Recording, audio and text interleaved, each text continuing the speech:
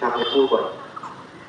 তো কুরবানির সময় একটু যদি পৌরসভার আমাদের টিম থাকে, ভলান্টিয়ার টিম আছে পৌরসভাতে, মানে ভলান্টিয়ার না, আমার স্টাফ যারা নিয়োজিত আছে তারা থাকে।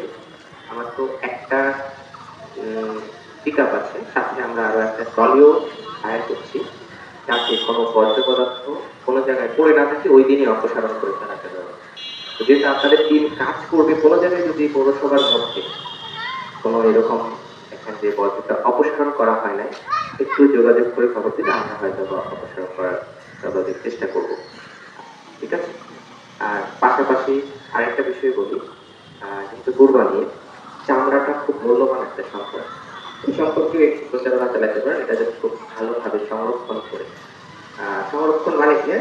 ধরেন এই চামড়াটা তো হচ্ছে যেতে যেতে ঢাকায় 1 মাস সময় লাগে।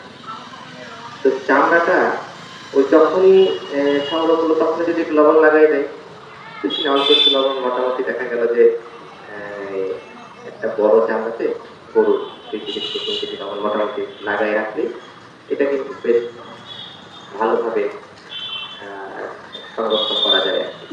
মোটামুটি যারা বড় ব্যবসায়ী এখান থেকে হয়তো বা দিনাজপুরে যায়, ওরা হয়তো বা আর একটু প্রসেসিং করে বেশ জরুরি সময় নিয়ে। তো এই ব্যাপারে একটু আপনারা উদ্যোগ নেওয়ার সুযোগ থাকলে আমাদের মনে হয় চামড়ার সম্পদটাকে আমরা আরেকটু প্রফিটেবল জায়গায় নিয়ে যেতে পারি। না, কারণ এটা আমরা রপ্তানি করি, আমরা কিন্তু চামড়া সম্পদ রপ্তানি করি। সরকার নির্দেশিত এবার একটা রেটও দিয়ে দিয়েছে, লবণ ছাড়া কত টাকা, লবণ সহ কিনলে কত টাকা।